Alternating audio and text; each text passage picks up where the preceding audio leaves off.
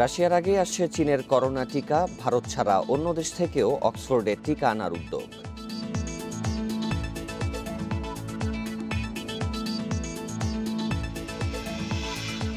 করোনার চেয়েও বড় মহামারী হতে পারে ওষুধ প্রতিরোধী জীবাণু, শঙ্কা প্রধানমন্ত্রীর। লিডার্স গ্রুপে ৭ দফা প্রস্তাব।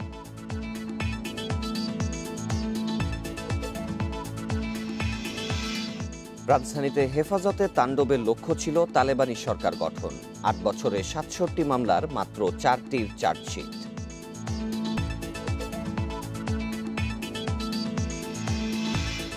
ভারতে করোনায় ৩,৭৮৬ জনের মৃত্যুর নতুন রেকর্ড। অক্সিজেন সংকটের জন্য কেন্দ্রীয় সরকারকে ভৎসনা।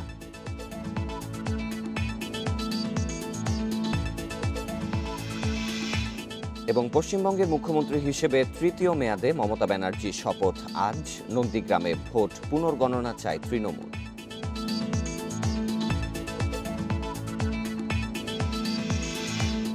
স্বাগত সকাল ৯টার বিরতিহীন ইন্ডিপেন্ডেন্ট সংবাদে। সাথে আছি সাফাত বিন ফরিদ। জানাচ্ছিলাম প্রধান শিরোনামগুলো, এবারে বিস্তারিত। রাশিয়ার আগে আসছে চীনের করোনা টিকা। ঈদের আগে উপহারের চালান, তারপর বাংলাদেশের কেনা টিকা পাঠাবে বেইজিং। তবে 10 দিনের সরকারি ছুটি চলায় রাশিয়া থেকে টিকা আসতে কিছুটা দেরি হবে, জানিয়েছেন পররাষ্ট্রমন্ত্রী। এছাড়া অক্সফোর্ডের টিকা ভারত ছাড়া অন্য দেশ থেকে আনার চেষ্টাও চলমান আছে। ভারতের সেরাম থেকে টিকা আসতে দেরি হওয়ায় চীন ও রাশিয়া থেকে আমদানির সিদ্ধান্ত নিয়েছে ঢাকা। পাশাপাশি নেওয়া হচ্ছে দেশেই উৎপাদনের প্রস্তুতি। পররাষ্ট্রমন্ত্রী বলেছেন, চীন থেকে উপহারের টিকা আসবে আগামী সপ্তাহেই। আশা করা যায় 12 তারিখের মধ্যে, ঈদের আগেই এই 5 লাখ এটা চলে আসবে। চীনেরও বহু লোক এখানে কাজ করে, তো যেটা পাবো তা এখন তো চীনের লোকরা ইউজ করবে। রাশিয়া থেকে কেনার টিকার সর্বশেষ অবস্থাও জানান তিনি। 10 দিন ব্যাপী রাশিয়াতে ছুটি, এই জন্য একটু দিলে হচ্ছে, যেমন ছুটি তাদের। টিকাটা আগে থেকে তৈরি করে স্টোর করে রাখে না, এটা আপনি অর্ডার দিলে তখন বানায়। হ্যাঁ, তো এই জন্য একটু সময় লাগবে। আমরা নতুন অর্ডার দিয়েছি, সময় লাগতেছে। ঘাটতি মেটাতে ভারত ছাড়াও অন্যান্য দেশ থেকে অক্সফোর্ডের টিকা আনার চেষ্টা করছে সরকার। এরই মধ্যে যোগাযোগ করা হয়েছে যুক্তরাষ্ট্র, অস্ট্রেলিয়া সহ ইউরোপের কয়েকটি দেশের সঙ্গে। আমেরিকা আমরা শুনলাম যে তাদের অনেক টিকা, এই অ্যাস্ট্রাজেনেকাই প্রায় 60 মিলিয়ন ওরা এক্সট্রা আছে, তারা ওটা ইউজ করতেছে না। সো এটা শোনার পর আমরা তাদের রিকোয়েস্ট করেছি। আমরা এমনিতে চাইছিলাম আমরা ভ্যাকসিন, তো ভ্যাকসিনটা এখনও তারা ফাইনাল বলে নাই। আমাদের কাছে একটা তথ্য আসলো যে ইউরোপিয়ান অনেকগুলো দেশ এই অ্যাস্ট্রাজেনেকার ট্যাবলেট ভ্যাকসিন আছে, কিন্তু তারা ইউজ করতেছে না। তো ওগুলো আমরা আনতে পারি কিনা। সরকারের পাশাপাশি বেসরকারি পর্যায়ে কয়েকটি প্রতিষ্ঠান নানা দেশ থেকে টিকা আমদানির চেষ্টা করছে বলেও জানিয়েছেন মন্ত্রী। Nafiza Daula, independent News, Dhaka. Corona সংক্রমণ রোধে সারা দেশে চলমান লকডাউন ঢিলে ঢালাভাবেই চলছে। রাজধানীর বেশিরভাগ স্থানে তেমন মানা হচ্ছে না বিধিনিষেধ। সকাল থেকে প্রায় সব সড়কেই রয়েছে যানবাহনের চাপ। কোনো কোনো সড়কে দেখা যাচ্ছে যানজটও। দোকান, শপিং মল, মার্কেট ও সরকারি বেসরকারি বিভিন্ন প্রতিষ্ঠান খোলা থাকায় সড়কে রয়েছে মানুষের ভিড়। গণপরিবহন বন্ধ থাকায় বিকল্প হিসেবে ছোট ছোট যানবাহনে গাদাগাদি করে চলাচল করছেন সাধারণ মানুষ। ফলে উপেক্ষিত হচ্ছে সামাজিক দূরত্ব সহ অন্যান্য স্বাস্থ্যবিধি। একই চিত্র রাজধানীর কাঁচা বাজারগুলোতেও। সাধারণ মানুষের মধ্যে মাস্ক পরার প্রবণতা বাড়লেও বাজারে বজায় থাকছে না সামাজিক দূরত্ব। এদিকে রাজধানীর চেকপোস্টগুলোতে পুলিশের উপস্থিতি একেবারেই কম।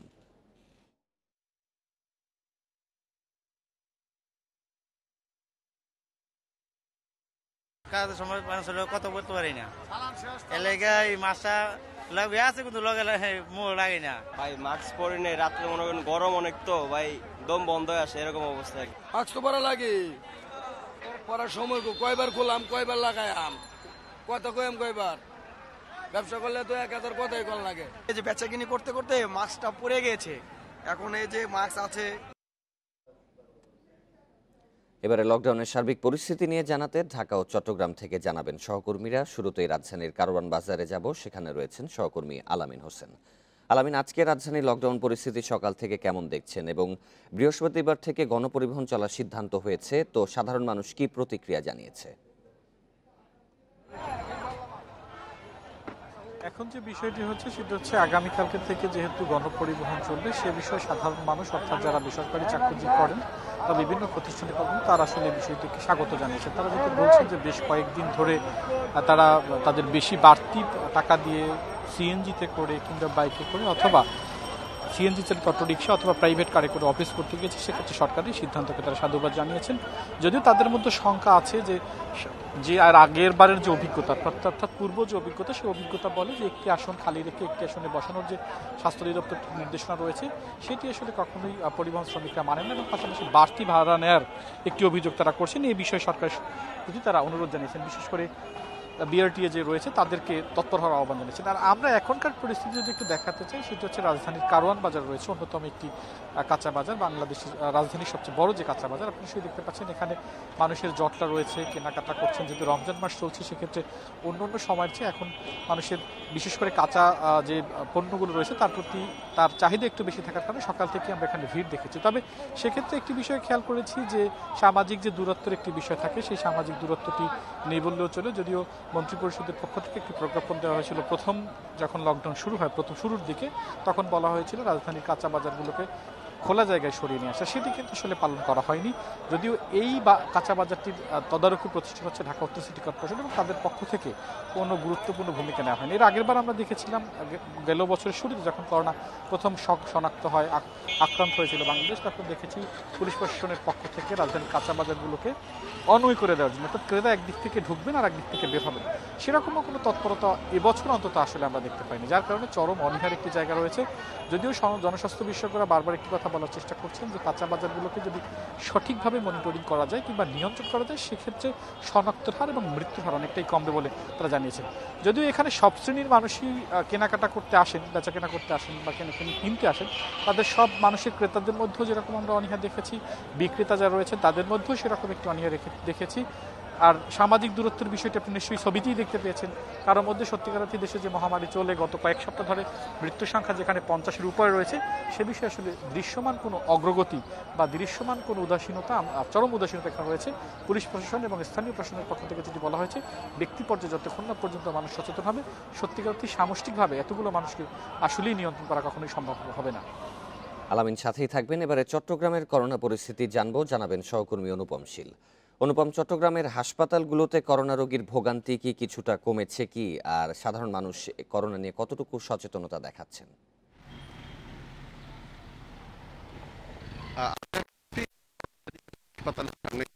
হাসপাতালে 200টির মতো করোনা বেড রয়েছে, কিন্তু আমরা খবর নিয়ে যেটি জেনেছি যে এখন কিন্তু এই হাসপাতালে কোনো করোনা রোগী ভর্তি নেই। ঠিক একই রকম অবস্থা আমরা গত পরশুদিন চট্টগ্রাম মেডিকেল কলেজ হাসপাতালে গিয়েছিলাম, সেখানেও করোনা ওয়ার্ডে রোগী ভর্তির সংখ্যা একেবারে হাতে গোনা। অর্থাৎ চিকিৎসকরা যেটি বলছেন যে এই মুহূর্তে যারা করোনা চিকিৎসা নিচ্ছেন খুব বেশি জটিল পরিস্থিতি, একেবারে যদি আইসিইউ সিসিইউ সাপোর্ট না লাগে তাহলে কিন্তু বেশিরভাগ ক্ষেত্রেই যারা চিকিৎসা নিচ্ছেন তারা এখানে অর্থাৎ হাসপাতালগুলোতে আসছেন না, অর্থাৎ ঘরে থেকেই তারা চিকিৎসা নিচ্ছেন এবং এই থেকে বেশ ইতিবাচক ভাবেই বলছেন যে এটি বেশ ভালো একটি অবস্থা যে তাদের দরকার তারাই শুধুমাত্র হাসপাতালগুলোতে আসছেন। এবং এটি আমরা দেখছি যে করোনা নিয়ে গত 2 মাস আগে যে ধরনের একটি আতঙ্কজনক পরিস্থিতি এবং হাসপাতালগুলোতে বেড খালি না থাকার যে পরিস্থিতি তৈরি হয়েছিল সেটি এখন আপাতত কিছুটা উন্নতির দিকে আছে। তবে আমরা যদি গত 24 ঘন্টায় চট্টগ্রামের করোনা আক্রান্ত বা করোনার পরিসংখ্যান যদি একটু বলি যে 1004টি নমুনা পরীক্ষা হয়েছে, তার মধ্যে 142 জন তারা করোনা আক্রান্ত হয়েছেন এবং 5 জন গতকালকে করোনা আক্রান্ত হয়ে চট্টগ্রামের মারা গেছেন। এর মধ্যে 4 জন চট্টগ্রাম মহানগর এলাকা এবং 1 জন চট্টগ্রাম উপজেলা পর্যায়ে। তো এই সংখ্যাটি অর্থাৎ আমরা জাতীয় পর্যায়ে যেটি দেখি যে আক্রান্তের হার এখন 10-এর নিচে নেমে এসেছে, সেই জায়গায় চট্টগ্রামে এখন প্রায় 14-র কাছাকাছি। তো এই এখন যে আক্রান্তের হার সেটি এখনো যথেষ্ট চিন্তার ভাঁজ তৈরি করেছে এবং চিকিৎসকরা বলছেন যদিও চারপাশে যে কিছুটা সচেতনতা তৈরি হয়েছে, চারপাশে কিছুটা এখন মাস্ক বা স্বাস্থ্যবিধি মেনে চলার একটি প্রবণতা তৈরি হয়েছে, তবে এই মুহূর্তে যে চট্টগ্রামের সহ যে বিভিন্ন বিপণী বিতান এবং মার্কেট বিশেষ করে ঈদ কেন্দ্রিক যে ভিড়গুলো তৈরি হচ্ছে, এটি একটু সামাল দেওয়া না গেলে কিন্তু জিনিসটা আবার খারাপ হতে পারে, এরকম একটি আশঙ্কা চিকিৎসকরা করছেন। তবে আমরা দেখছি যে চট্টগ্রামে কিন্তু বিপণী বিতান বলতে বড় বিপণী বিতানগুলোতে ভিড় কিছুটা কম থাকলেও ছোটখাটো যে মার্কেট গুলো আছে, বিশেষ করে রাজউদ্দিন বাজার, হকার মার্কেট, টেরি বাজার, এই ধরনের মার্কেট গুলোতে কিন্তু ভিড় আস্তে আস্তে বেড়েই চলেছে। ঢাকা ও চট্টগ্রামে লকডাউন পরিস্থিতির খবর শুনছিলেন সহকর্মীদের কাছে। দেশে করোনায় আরও 61 জনের মৃত্যু হয়েছে, এর মধ্যে পুরুষ 36 এবং নারী 25 জন। এ নিয়ে মোট প্রাণহানি হল 11,705 জনের। 420টি ল্যাবে 24 ঘন্টায় 21,984 নমুনা পরীক্ষায় 1,914 জনের করোনা শনাক্ত হয়েছে। পরীক্ষা বিবেচনায় শনাক্তের হার 8.71%। মঙ্গলবার স্বাস্থ্য অধিদপ্তরের বিজ্ঞপ্তিতে জানানো হয়, দেশে মোট করোনা আক্রান্তের সংখ্যা দাঁড়ালো 7,65,596 জন। সুস্থ হয়েছেন আরও 3,870 জন। এ নিয়ে মোট সুস্থ 6,95,032 জন।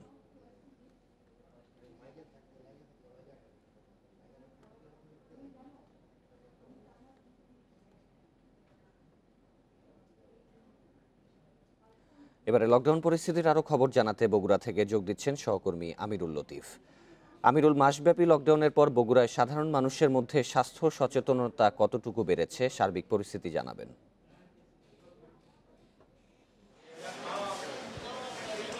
স্বাস্থ্য সচেতনতা বলতে যতটুকু বোঝানো হয় যে মাস্ক ব্যবহার এবং বিভিন্ন জায়গায় স্বাস্থ্যবিধি মেনে চলা, সেগুলোর ক্ষেত্রে যদি বলতে চাই তাহলে মাস্কের যে ব্যবহার সেটি তুলনামূলক অনেকখানি বেড়েছে আমি বলবো। তবে বিভিন্ন বাজারে যেসব স্বাস্থ্যবিধি মেনে চলার বিষয়টি যেটি আছে সেটি আসলে বাস্তবতা হচ্ছে যে এরকমটি এই দূরত্বটা বজায় রাখা সম্ভব নয়। কারণ বাংলাদেশের প্রেক্ষাপটে বেশিরভাগ জায়গায় বাজারগুলো বা মার্কেটগুলো এমনভাবে তৈরি করা যেখানে স্বাস্থ্যবিধি অর্থাৎ 3 ফুট দূরত্ব মেনে যদি চলতে হয় তাহলে হয়তো সারাদিন সারা রাত এই বাজারগুলো খোলা রাখতে হবে। কারণ তাতে করে যে পরিমাণ লম্বা লাইন হবে সেই লম্বা লাইনগুলো আসলে মেনটেন করাটা এরকম হয়ে যাবে। তবে বগুড়ায় করোনা পরিস্থিতি যেটি হয়েছে যে খুব গত কয়েকদিনের তুলনায় অনেকখানি কমে গেছে এবং শনাক্তের হার চলে এসছে 10-এর নিচে। এবং আমি গতকালকেও খোঁজ নিয়েছিলাম এখানকার হাসপাতালে রোগীর ভর্তির সংখ্যা, যেটি ডেডিকেটেড হাসপাতাল আছে মোহাম্মদ আলী হাসপাতাল, কোভিড ডেডিকেটেড হাসপাতাল, সেখানে কিন্তু হাতে গোনা কয়েকজন রোগী চিকিৎসা নিচ্ছেন বলে আমাদেরকে জানিয়েছেন চিকিৎসকেরা। তো তবে যে এখন যেটি সব থেকে বেশি দেখা যায় যে যেহেতু সামনে ঈদ এবং রমজান প্রায় শেষের দিকে, সুতরাং বাজারগুলোতে অনেক বেশি ভিড় লক্ষ্য করা যায়। সেটিও সকাল 10টার পর থেকেই প্রায় শুরু হয়ে যায়, যেহেতু সরকার বলেছে যে 10টা থেকে ঈদ বাজার খোলা রাখার জন্য, এই মার্কেটগুলো খোলা রাখার জন্য। তো এই 10টার পর থেকেই মূলত মানুষের আনাগোনা শুরু হয়ে যায়, যেহেতু রমজান মাস, না হলে হয়তো আরেকটু আগে থেকে শুরু হতো। তো এই সকালের দিকে কাঁচা বাজারে কিছুটা ভিড় থাকে, এরপরে 10টা 11টা বেলা যত গড়াতে থাকে তত বেশি কাঁচা বাজার এবং ঈদের বাজার দু জায়গাতেই ভিড় বাড়তে থাকে সমান তালে, এবং এটি চলতে থাকে একেবারে ইফতারির আগ পর্যন্ত। ইফতারির সময় কিছুটা বিলম্ব বা কিছুটা ফাঁকা থাকলেও এরপরে আবার রাত প্রায় 9টা, 9:30, 10টা পর্যন্ত আমরা দেখেছি কিছু কিছু দোকানপাট খোলা রাখতে এবং মার্কেটের কিছু অংশ খোলা থাকতে, যেখানে ভিড় করছেন এইসব ক্রেতারা। সুতরাং সার্বিক পরিস্থিতি যদি বলা যায় তাহলে এরকম। এবং গণপরিবহন বন্ধের বিষয়টি বলতে চাই যে শুধুমাত্র বাস বন্ধ থাকলেও অন্যান্য যেসব ছোট ছোট পরিবহন আছে সেসব পরিবহনে কিন্তু মানুষ দূর দূরান্ত থেকে আসতে বাধ্য হচ্ছে। বিশেষ করে শহরে এসে যারা অফিস করতো কিছুটা দূর থেকে বাসে করে এসে বা বিভিন্ন পরিবহনে এসে, তারা কিন্তু বাধ্য হচ্ছে। বরং তাদের একটা অভিযোগ আছে যে এই বন্ধ হওয়ার পরে, বাস বন্ধ হওয়ার পরে তাদের আসলে যে সামগ্রিক খরচ সেটি বেড়ে গেছে। কারণ আগে হয়তো বাসে 10 টাকা ভাড়া দিয়ে আসতো, সেখানে সিএনজিতে এখন আসতে লাগছে হচ্ছে 15 টাকা, 25 টাকা বা 30 টাকা, এইরকম অভিযোগ তারা করেছে। সুতরাং সব মিলিয়ে আসলে মানুষের যাতায়াতও থেমে নেই। এক জেলা থেকে আরেক জেলায় যাওয়ার জন্য গাড়ি ভাড়া করে যাচ্ছে তারা, আরও বিভিন্ন উপায় হচ্ছে। এতে করে আসলে প্রাণহানির যে সংখ্যা সেটাও বাড়ছে, দুর্ঘটনার আশঙ্কাও বাড়ছে। তো বগুড়ার সার্বিক চিত্র বলতে গেলে এমনিতে করোনা পরিস্থিতি ভালো আছে, কিন্তু বাকি যে চিত্রগুলো সেগুলো ঈদের আগের মুহূর্ত হিসেবে স্বাভাবিকই বলা যায়। বগুড়া লকডাউন পরিস্থিতি জানাচ্ছিলেন সহকর্মী আমিরুল লতিফ। করোনার চেয়েও বড় বিপদের কারণ হবে ওষুধ প্রতিরোধী জীবাণু।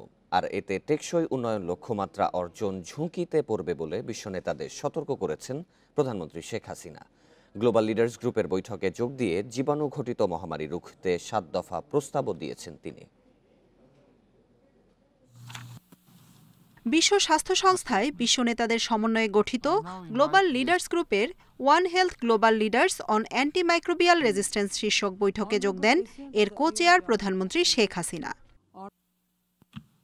করোনা সংক্রমণ বিশ্বকে হতবিহ্বল করলেও বড় ধরনের জনস্বাস্থ্য সংকট সৃষ্টি করতে যাচ্ছে জীবাণুঘটিত রোগ প্রতিরোধ ব্যবস্থার ঘাটতি। এতে হুমকির মুখে পড়তে যাচ্ছে প্রাণ প্রকৃতি। এই ভয়াবহতা বিবেচনায় এরই মধ্যে মানব স্বাস্থ্য ও প্রাণী সুরক্ষায় দীর্ঘমেয়াদী জাতীয় কৌশলগত পরিকল্পনা প্রণয়ন করেছে বাংলাদেশ। এর আলোকে বিশ্বসভায় 7 দফা প্রস্তাব উত্থাপন করেন প্রধানমন্ত্রী। এতে বৈশ্বিক, আঞ্চলিক ও জাতীয় লক্ষ্যমাত্রা নির্ধারণকে গুরুত্ব দেওয়া হয়েছে। Sustainable universal health care coverage স্বল্প ও মধ্যম আয়ের দেশগুলোতে বিশেষ মনোযোগ দিয়ে অ্যান্টিমাইক্রোবিয়াল রেজিস্ট্যান্সের জন্য পর্যাপ্ত ও টেকসই অর্থায়ন নিশ্চিত করতে হবে। এই সংকট প্রতিরোধে বিনিয়োগের জন্য সরকারি বেসরকারি অংশীদারিত্বের প্রয়োজন। এ সময় অ্যান্টিবায়োটিক উৎপাদন প্রযুক্তি, বিপণন ও ব্যবহারে সাশ্রয়ী ও উন্মুক্ত নীতি গ্রহণের তাগিদ দেন প্রধানমন্ত্রী। দেশে কার্যকর অ্যান্টিমাইক্রোবিয়াল ব্যবহার নিশ্চিতে সরকার 6 বছরের জাতীয় কৌশলগত পরিকল্পনা গ্রহণ করেছে এবং ARC-তে জাতীয় কর্মপরিকল্পনার আওতায় উদ্যোগও নেওয়া হয়েছে। মানব স্বাস্থ্য, গবাদি পশু, মৎস্য ও কৃষি খাতে অ্যান্টিমাইক্রোবিয়ালের যৌক্তিক ব্যবহার নিশ্চিত করতে হবে। সর্বজনীন স্বাস্থ্যসেবায় সর্বোচ্চ অগ্রাধিকার দিয়ে ঝুঁকি মোকাবেলায় ঐক্যবদ্ধভাবে কাজ করার আহ্বানও জানিয়েছেন প্রধানমন্ত্রী শেখ হাসিনা। জান্নাতুল ফেরদাউস তানভি, ইন্ডিপেন্ডেন্ট নিউজ, ঢাকা। দেখছেন সকাল 9টার বিরতিহীন সংবাদ। এরপর অন্যান্য খবরের সাথে আরো যা দেখবেন। সিলেটে পুলিশ ফাঁড়িতে রায়হান হত্যা মামলার চার্জশিট জমা আজ, এখনো পলাতক অন্যতম আসামি নোমান।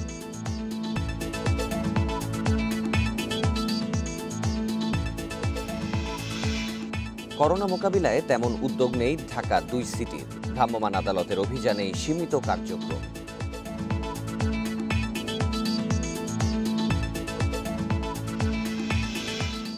2013 সালের 5ই মে হেফাজতের তাণ্ডবের লক্ষ্য ছিল সরকার পতন ঘটিয়ে তালেবানি সরকার গঠন। আর এই ঘটনার দায়ের করা মামলাগুলোতে বিএনপি জামায়াতের সম্পৃক্ততার দালিলিক প্রমাণ পেয়েছে পুলিশ। 5ই মে তাণ্ডবে মামলা হয়েছে 67টি, চার্জশিট দেওয়া হয়েছে মাত্র 4টির। 2013 সালের 5 মে শাপলা চত্বরে জমায়েত ও ঢাকা অবরোধ করে ব্যাপক সহিংসতা চালায় হেফাজত। সেদিন ভোর থেকেই রাজধানীর প্রবেশপথগুলোর দখলে নেয় সংগঠনটির নেতাকর্মীরা। উত্তরে গাবতলী বাস টার্মিনাল, টঙ্গী, দক্ষিণে কাশপুর ব্রিজ সহ রাজধানীকে ঘিরে 6টি প্রবেশ মুখেই অবস্থান নেয় কওমি মাদ্রাসার হাজার হাজার ছাত্র শিক্ষক।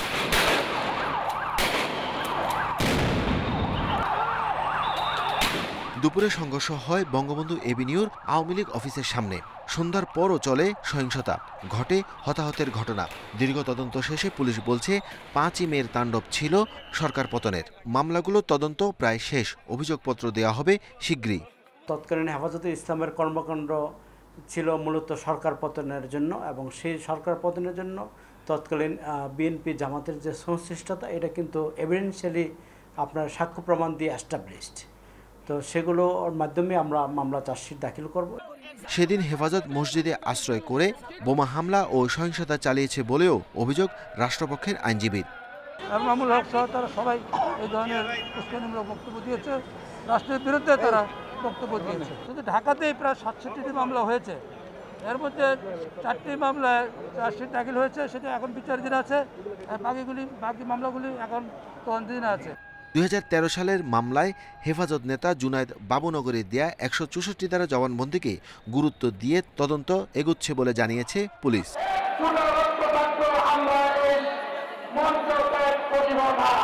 Arafatur Rahman, independent News, Dhaka.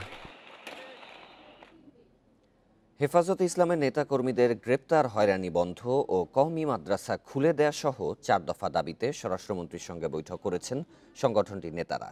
হেফাজতের আহ্বায়ক কমিটির সদস্য সচিব নুরুল ইসলাম জেহাদি জানান, এসব দাবি বিবেচনার আশ্বাস দিয়েছেন মন্ত্রী। মঙ্গলবার রাত 12টার দিকে স্বরাষ্ট্রমন্ত্রী ধানমন্ডির সরকারি বাসভবনে যান হেফাজতের 5 নেতা। গত রোববার রাতেও হেফাজতের সাবেক 2 যুগ্ম মহাসচিব মঈনুদ্দিন রুহি ও মুফতি ফয়জুল্লাহ স্বরাষ্ট্রমন্ত্রীর সাথে দেখা করেন। 26শে মার্চ সহিংসতার ঘটনায় জড়িতদের ধরতে কঠোর অবস্থানে রয়েছে আইনশৃঙ্খলা বাহিনী। মামলার আসামি হয় সম্প্রতি গ্রেপ্তার হয়েছেন সংগঠনটির কেন্দ্রীয় নেতাসহ নানা পর্যায়ের বেশ কয়েকজন নেতা।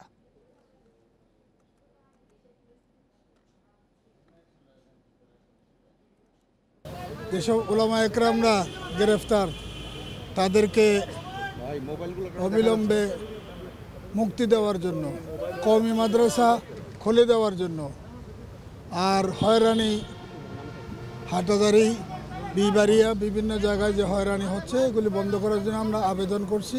আমাদেরকে মন্ত্রী মহোদয় আশ্বস্ত করছেন। সিসিইউতে খালেদা জিয়ার শারীরিক অবস্থা অপরিবর্তিত। তিনি মেডিকেল বোর্ডের পর্যবেক্ষণে রয়েছেন বলে জানিয়েছেন তার ব্যক্তিগত চিকিৎসক এজেডএম জাহিদ হোসেন। এর আগে দলের মহাসচিব মির্জা ফখরুল জানান, বিএনপি চেয়ারপারসনের অবস্থা স্থিতিশীল, তাকে অক্সিজেন দেয়া হচ্ছে। সোমবার বিকেল থেকে রাজধানীর এভারকেয়ার হাসপাতালের করোনারি কেয়ার ইউনিটে চিকিৎসাধীন বিএনপি চেয়ারপারসন খালেদা জিয়া। মঙ্গলবার বিএনপি মহাসচিব জানান, সিসিইউতে নেয়ার পর চিকিৎসাধীন খালেদা জিয়ার অবস্থার অবনতি হয়নি, স্থিতিশীল রয়েছে তার শারীরিক অবস্থা।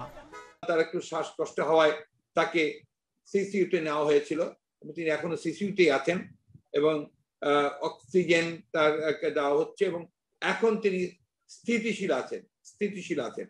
তার পরীক্ষা নিরীক্ষা করে যেটা ডাক্তাররা, আমাদের চিকিৎসকরা, তারা অত্যন্ত আশাবাদী যে তার চিকিৎসা ফলে তিনি দ্রুত সুস্থ হয়ে উঠবেন। তার ব্যক্তিগত চিকিৎসকরা জানান, সিসিইউতে নেয়ার আগে ও পরে খালেদা জিয়ার যত স্বাস্থ্য পরীক্ষা হয়েছে তার সবগুলো ফল পর্যালোচনা করে চিকিৎসা বিষয়ে পরবর্তী সিদ্ধান্ত নিচ্ছে মেডিকেল বোর্ড। ওনার সমস্ত যে সকল পরীক্ষা গতকালকে করানো হয়েছিল এবং আজকে সকালেও করানো হয়েছে সেগুলো রিভিউ করেছেন, সেগুলোর ওনাকে পরীক্ষা নিরীক্ষা করে ওনার প্রোগ্রেস ওনারা দেখেছেন। উনি আলহামদুলিল্লাহ আল্লাহর অশেষ মেহেরবানিতে উনি গতকালকে যে অবস্থায় ছিলেন এখনও উনি ঠিক একই অবস্থাতে আছেন, চিকিৎসা চলছে। 11 এপ্রিল করোনা শনাক্তের পর বাসাতে চিকিৎসা নিচ্ছিলেন বিএনপি চেয়ারপারসন। 14 দিন পরও তার করোনা নেগেটিভ না আসায় 27 এপ্রিল ভর্তি করা হয় এভারকেয়ার হাসপাতালে। 10 সদস্যের মেডিকেল বোর্ডের তত্ত্বাবধানে চিকিৎসা চলছে খালেদা জিয়ার। মাহমুদ শরীফ, ইন্ডিপেন্ডেন্ট নিউজ, ঢাকা। সিলেটে বন্দরবাজার পুলিশ ফাঁড়িতে তরুণ রায়হান হত্যা মামলার অভিযোগপত্র প্রস্তুত।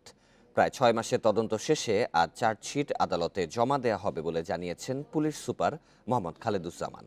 গত বছরের 11 অক্টোবর আখালিয়া এলাকার রায়হানকে বন্দরবাজার পুলিশ ফাঁড়িতে নিয়ে নির্যাতনের অভিযোগ ওঠে এসআই আকবর হোসেন ভূঁইয়া সহ কয়েকজন পুলিশ সদস্যের বিরুদ্ধে। পরে ওসমানী মেডিকেলে তার মৃত্যু হয়। এ ঘটনায় নিহতের স্ত্রী তাহমিনা আক্তার হত্যা মামলা করেন। এতে প্রধান অভিযুক্ত SI Akbar Hossain Bhuiyan, SI Hasan Uddin, SI আশেক এলাহি, কনস্টেবল টিটু চন্দ্র দাস ও হারুনুর রশিদকে গ্রেপ্তার করে পুলিশ। তবে ঘটনার সিসিটিভি ফুটেজ লোপাট করা আব্দুল্লাহ আল নোমান এখনও পলাতক।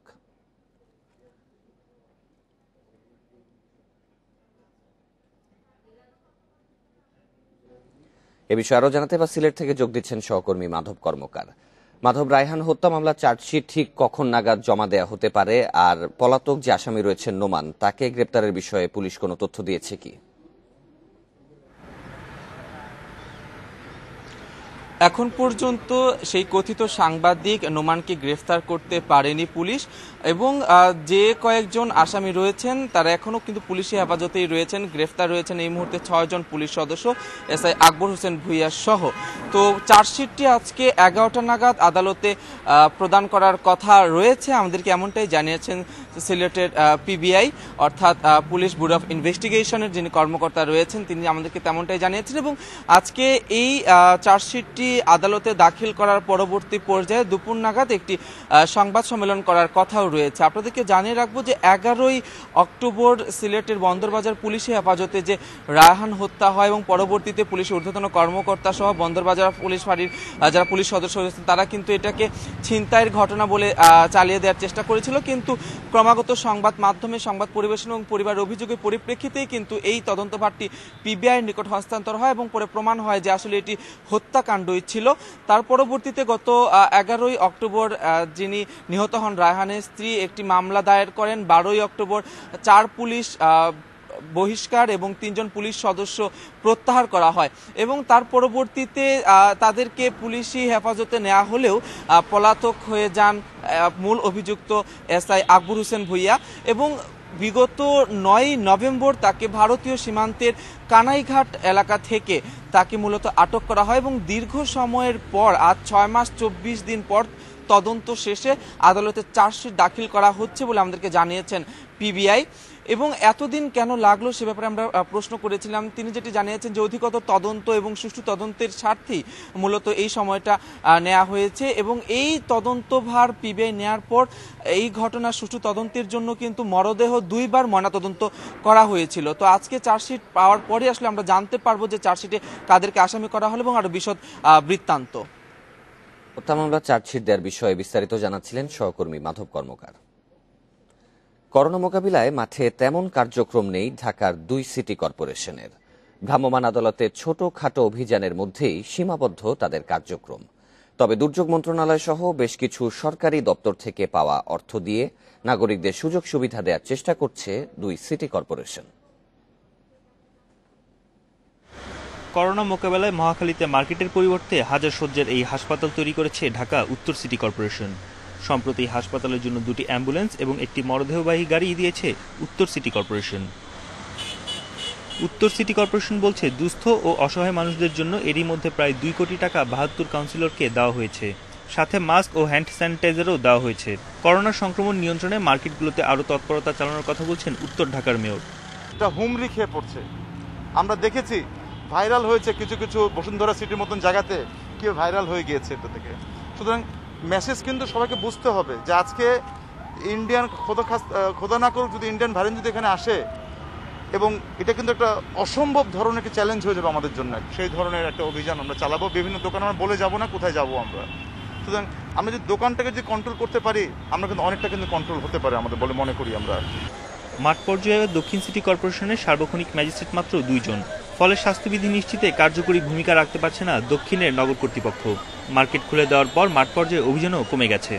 দোকানপাট খুলছে, জনগণ বাইরে বেরোচ্ছে। আমরা এর পরে যদি দোকানপাট খোলা থাকে সেক্ষেত্রে আমরা হয়তো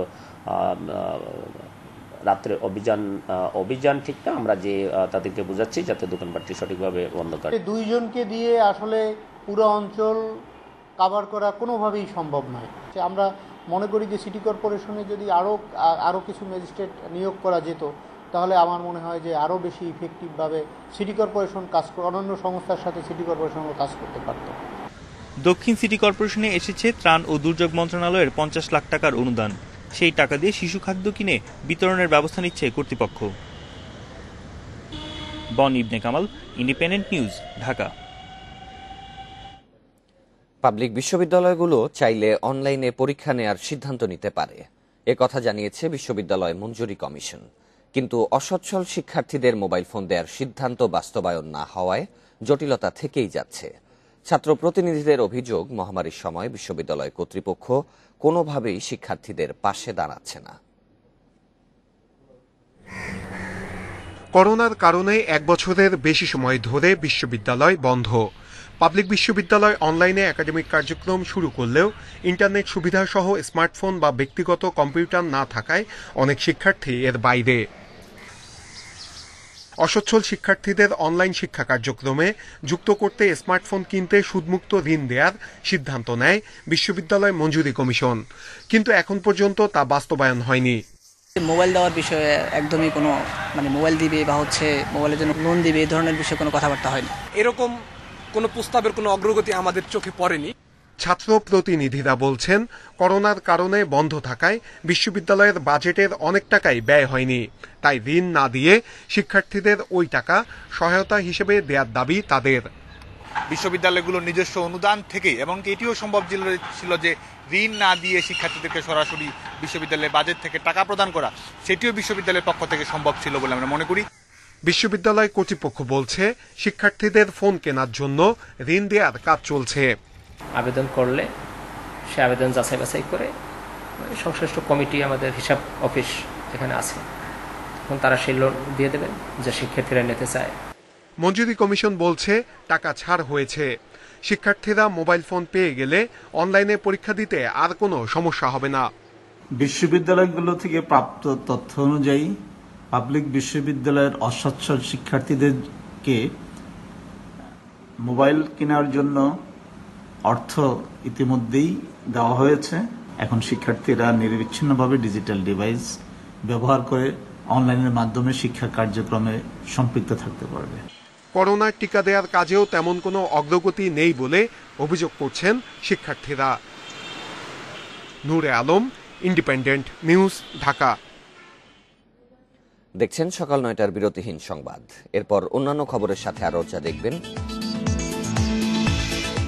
করোনার আর্থিক মন্দার মধ্যেও বেড়েছে এয়ার কন্ডিশনার বিক্রি। গরমে দাম কমাই কারণ বলছেন ব্যবসায়ীরা।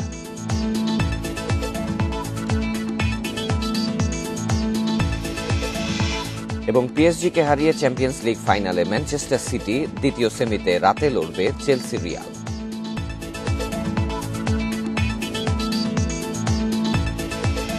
৪৫ দিনের মধ্যে জমা দেওয়ার নির্দেশ দিয়েছে আদালত। গত ১৭ ফেব্রুয়ারি চট্টগ্রামের বাঁশখালীর গন্ডামারায় এস আলম গ্রুপের নির্মাণাধীন কয়লাভিত্তিক বিদ্যুৎ কেন্দ্রে পুলিশ ও শ্রমিকের সংঘর্ষ হয়। এতে পুলিশের গুলিতে ৭ শ্রমিক মারা যায়। ওই ঘটনায় আইন ও সালিশ কেন্দ্র, বাংলাদেশ পরিবেশ আইনজীবী সমিতি ও ব্লাস্ট সহ ৫টি সংগঠন রিট করে।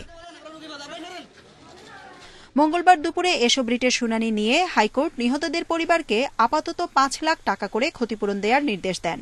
এছাড়াও জেলা প্রশাসন ও পুলিশ যে তদন্ত কমিটি গঠন করেছে সেটির প্রতিবেদন তলব করেছে হাইকোর্ট। সরকারি কর্তৃপক্ষগুলোকে কেন বলা হবে না যে মানুষের জীবনের নিরাপত্তা দিতে তারা ব্যর্থ হয়েছে, এবং কেন একটি নিরপেক্ষ বিচার বিভাগীয় তদন্ত করা হবে না এই ঘটনার। প্রত্যেক নিহত পরিবারের ব্যক্তিকে ৫ লক্ষ করে টাকা দিতে হবে, আর আহত ব্যক্তিদেরকে পুরোপুরি চিকিৎসার ব্যয় এস আলম গ্রুপকে দিতে হবে। এই ব্যাপারে একটা প্রতিবেদন কোর্টে জমা দিতে হবে। বাংলাদেশ পরিবেশ আইনজীবী সমিতির সৈয়দা রিজওয়ানা হাসান বলেন, এ বিদ্যুৎ কেন্দ্রকে ঘিরে অতীতেও হত্যাকাণ্ড হয়েছে।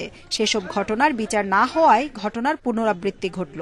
এছাড়াও বর্তমানে দেশে চাহিদার তুলনায় বিদ্যুৎ উৎপাদন উদ্বৃত্ত রয়েছে উল্লেখ করে তিনি বলেন, এই বিদ্যুৎ কেন্দ্রের কোনো প্রয়োজনই নেই। ২০১৮ সালে সরকার একবার বলেছিল এস আলম কর্তৃপক্ষকে যে আপনারা এখনো পুরো ফিনান্সিয়াল প্রস্তাব দিতে পারেননি, আপনাদের সাথে যে চুক্তি হয়েছে তা আমরা বাতিল করতে যাচ্ছি।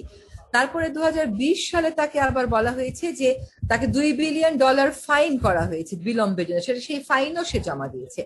এই বিদ্যুৎ প্রকল্প থেকে যে পরিমাণ বিদ্যুৎ আসবে সেটা এখন আর প্রয়োজন নাই। যে বাংলাদেশে যে পরিমাণ বিদ্যুতের প্রয়োজন তার চেয়ে অনেক বেশি বিদ্যুৎ আমরা উৎপাদন করছি। এছাড়াও শ্রমিকদের নিরাপত্তা, সুরক্ষা ও চিকিৎসার ব্যাপারে কি পদক্ষেপ নেওয়া হয়েছে তা শ্রম মন্ত্রণালয়কে জানানোর নির্দেশ হাইকোর্টের। জান্নাতুল ফেরদাউস তানভি, ইন্ডিপেন্ডেন্ট নিউজ, ঢাকা। নামবিভ্রাটে বিনা দোষে প্রায় ১৭ মাস কারাভোগের পর অবশেষে মুক্তি পেলেন কক্সবাজারের হাসিনা বেগম। আদালতের নির্দেশে মঙ্গলবার বিকেলে চট্টগ্রাম কারাগার থেকে ছাড়া পান তিনি। মাদক মামলায় ৬ বছর সাজাপ্রাপ্ত হাসিনা আক্তার নামে অন্য এক নারীর বদলে ২০১৯ সালের ডিসেম্বরে তাকে গ্রেপ্তার করে টেকনাফ থানা পুলিশ। সম্প্রতি এক আইনজীবী বিষয়টি আদালতের নজরে আনলে আদালত পুলিশ ও কারাগারের প্রতিবেদন যাচাই শেষে তাকে মুক্তির আদেশ দেন। মুক্তির পর বিনা দোষে কারাভোগের জন্য দায়ীদের শাস্তি দাবি করেন হাসিনা বেগম। আমার অনেক ভালো লাগেছে, কিন্তু আমার ছেলে মেয়েরা কি হবে? আমি যে ১৭ মাস কেন জেল কেটেছি, বিনা দোষে কেন আমি জেলখানায় ছিলাম, এই দিনগুলো সরকার কখনো আমাকে ফেরত দিতে পারবে না। যারা এটার জন্য দায়ী পুলিশ, তাদের ব্যাপারে আমরা কোর্টকে জানাবো যেন আইনি প্রতিকারে মহিলা পায়, এবং যারা এটার জন্য দায়ী তাদের ব্যাপারে যেন আইনি অ্যাকশন নেওয়া হয়। আর পাশাপাশি আরেকটা জিনিস, এই যে সে যে দীর্ঘদিন ধরে জেলে আছে তার যে ক্ষতি হয়েছে সে একটা ক্ষতিপূরণ আমরা দাবি করব। করোনা মহামারীতে আর্থিক মন্দার মধ্যেও বিক্রি বেড়েছে এয়ার কন্ডিশনারের।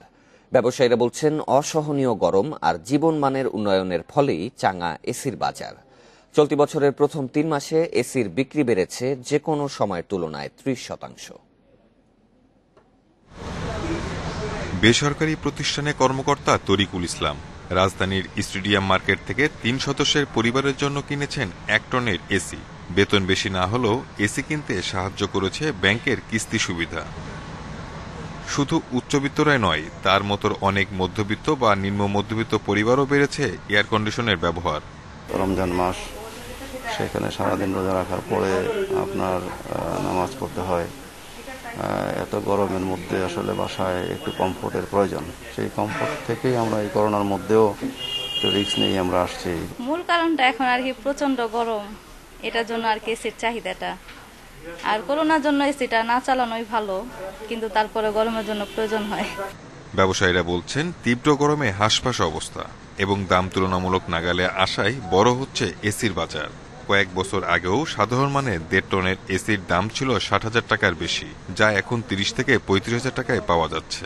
বিশেষ করে চীন থেকে আমদানি করা বিভিন্ন এসি বাজারে প্রতিযোগিতা তৈরি করেছে।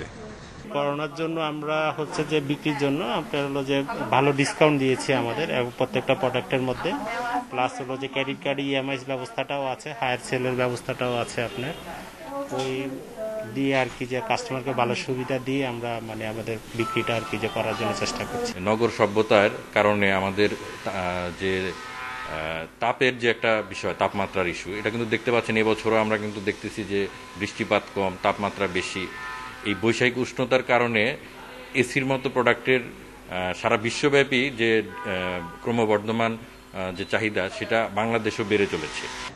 এয়ার কন্ডিশনার উৎপাদকদের তথ্য মতে 2019 সালে দেশে এসি বিক্রি হয়েছিল 4.5 লাখ ইউনিট টাকার অঙ্কে, যা 5,000 কোটি টাকারও বেশি। গত বছর দীর্ঘ লকডাউনে ব্যবসা না হলেও এবছর থেকে ভালো বিক্রির আশা ব্যবসায়ীদের। Shahid Ahmed, independent News, Dhaka. সিলেটে ঈদ কেনাকাটা জমে উঠলেও অন্যান্য বছরের তুলনায় তা অনেকটাই কম। এবার দেশি পোশাকের চাহিদাই বেশি বলছেন ক্রেতা বিক্রেতারা। পছন্দসই পোশাক আর দাম নিয়ে রয়েছে মিশ্র প্রতিক্রিয়া। তবে করোনা পরিস্থিতিতে শপিং মলগুলোতে স্বাস্থ্যবিধি নিশ্চিতে কাজ করছে প্রশাসন। করোনার কারণে গেল বছর ঈদের সময় বন্ধ ছিল শপিং মল, এবছরও তা ছিল অনিশ্চিত। তবে শেষ মুহূর্তে স্বাস্থ্যবিধি মেনে শপিং মলগুলো খোলার অনুমতি পাওয়ার পর সিলেটে জমে উঠতে শুরু করেছে ঈদের কেনাকাটা। এবার দেশি পোশাকেই আগ্রহ বেশি ক্রেতাদের। ভিড় বেড়েছে দেশি বিভিন্ন ব্র্যান্ডের শোরুমে। এসব দোকান ঘুরে পছন্দের কেনাকাটা সারছেন তারা। অন্যবারের তুলনায় এবার কালেকশনটা একটু কম এবং তুলনামূলকভাবে দামগুলো বেশি। বাচ্চাদের জন্য নিছি, পাঞ্জাবি নিয়েছি, তারপরে নর্মালি ড্রেসও নিছি, এটা এবং শাড়ি নিব আর কি।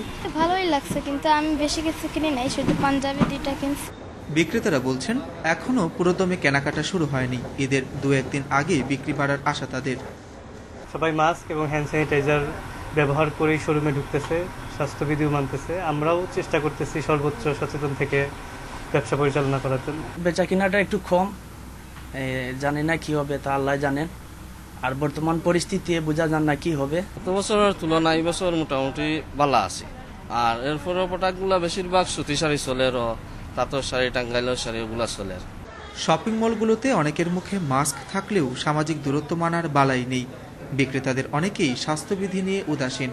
বিষয়গুলো তদারকি ও কেনাকাটা নির্বিঘ্ন করতে সাদা পোশাকে কাজ করছে পুলিশ। সাদা পোশাকে আমাদের ডিউটি বন্টন রয়েছে। এছাড়া বিভিন্ন টার্মিনাল, স্ট্যান্ড, গুরুত্বপূর্ণ জায়গাগুলিতেও আমাদের নিয়মিত ডিউটি রয়েছে এবং শপিং মলগুলিতে যাতে স্বাস্থ্যবিধি ওরা মেনে চলে তারা ব্যবসা পরিচালনা করে তাদেরকে আলোচনা এবং তাদেরকে সতর্ক করা হয়েছে। শপিং মলে জনসমাগম বাড়ায় করোনা সংক্রমণ ঝুঁকিও বেড়েছে। এজন্য কঠোরভাবে স্বাস্থ্যবিধি মেনে চলার তাগিদ দিচ্ছেন জনস্বাস্থ্য বিশেষজ্ঞরা। মাধব কর্মকার, ইন্ডিপেন্ডেন্ট নিউজ, সিলেট।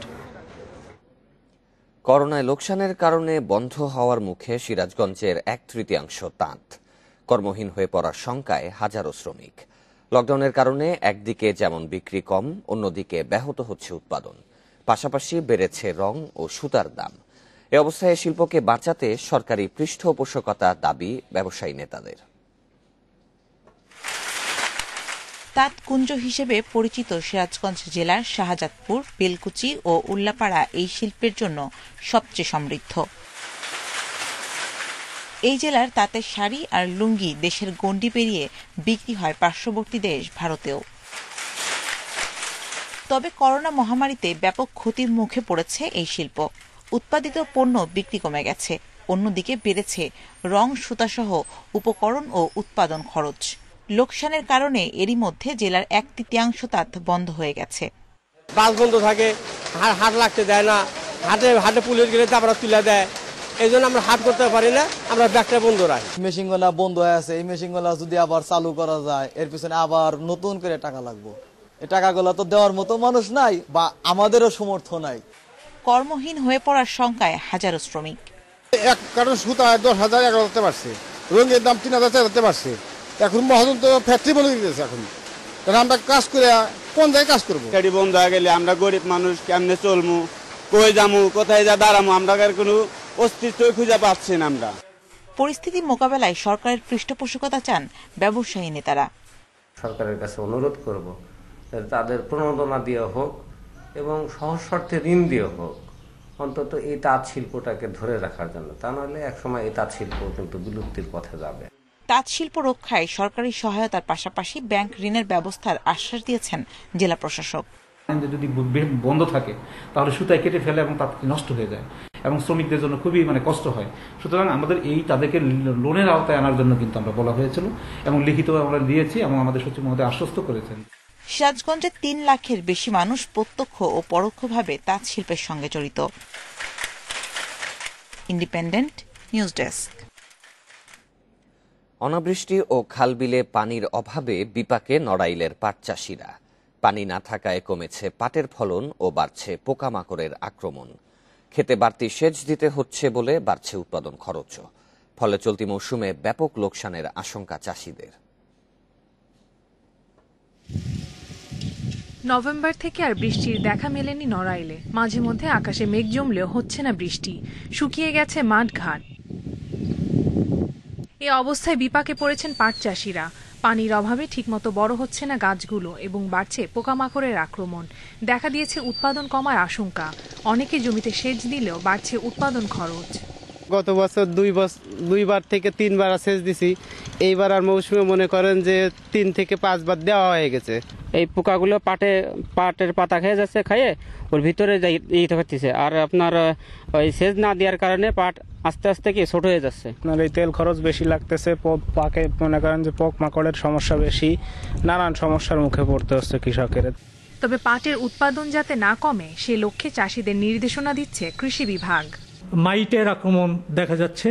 আমরা কৃষকদের সাথে থেকে পাশে থেকে উপসহকারী কৃষি কর্মকর্তা যারা আছেন তাদেরকে মাইট দমনের জন্য যে সমস্ত ব্যবস্থা সে ব্যবস্থাপনার নির্দেশনা আমরা দিয়েছি। চলতি বছর নড়াইলে 22,400 হেক্টর জমিতে পাট চাষের লক্ষ্যমাত্রা নির্ধারণ করা হয়েছে। Independent news desk. পশ্চিমবঙ্গের মুখ্যমন্ত্রী হিসেবে তৃতীয় মেয়াদে আজ শপথ নিচ্ছেন তৃণমূল নেত্রী মমতা ব্যানার্জি। কোভিড সতর্কতা মেনে রাজভবনে শপথ নেবেন তিনি। সোমবার ভারতের স্থানীয় গণমাধ্যম এই তথ্য নিশ্চিত করেছে। রাজ্যের নতুন মন্ত্রিসভার শপথ হতে পারে 9 মে। আর বৃহস্পতি ও শুক্রবার শপথ নেবেন দলের বিজয়ী বিধায়করা।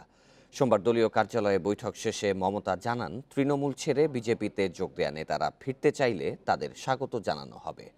বিধানসভার স্পিকার হতে যাচ্ছেন বিমান বন্দ্যোপাধ্যায়।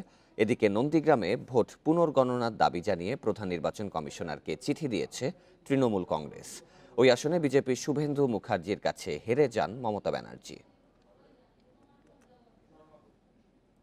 একদিনে করোনায় প্রাণহানির নতুন রেকর্ড হলো ভারতে। 24 ঘন্টায় দেশটিতে মারা গেছেন 3,786 জন।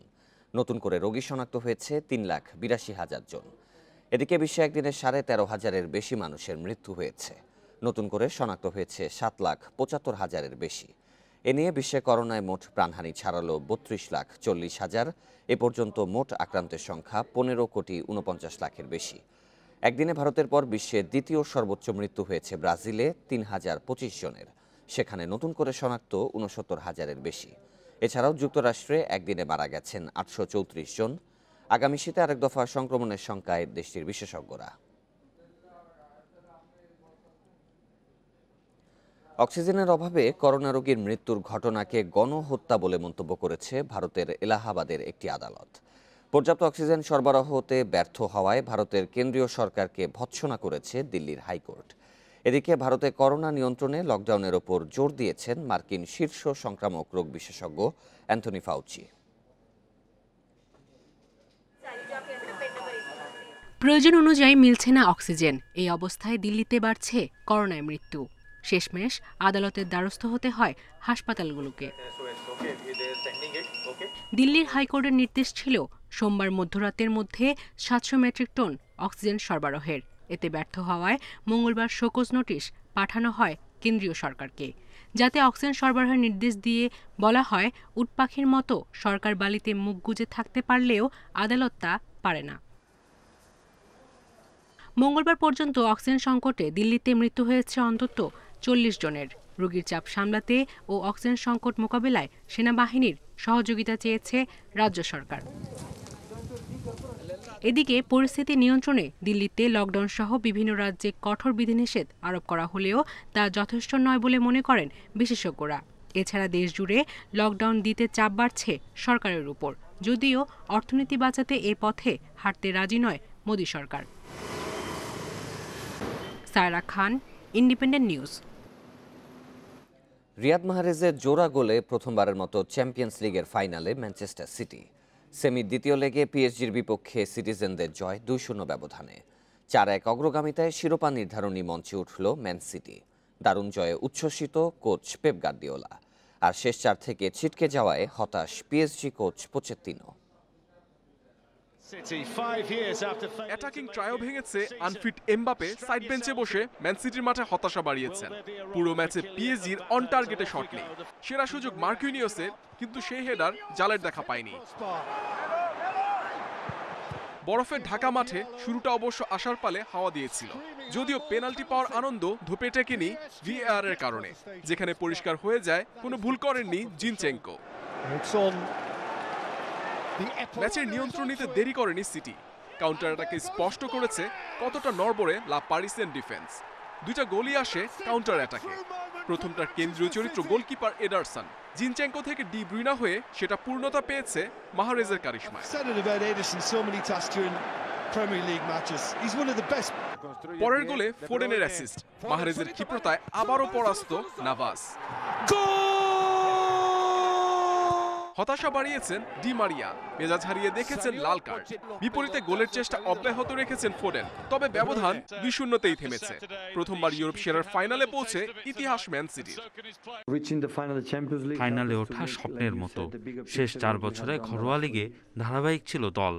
এবার ইউরোপ সেরা হয়ে প্রাপ্তি বাড়িয়ে নেয়ার সুযোগ।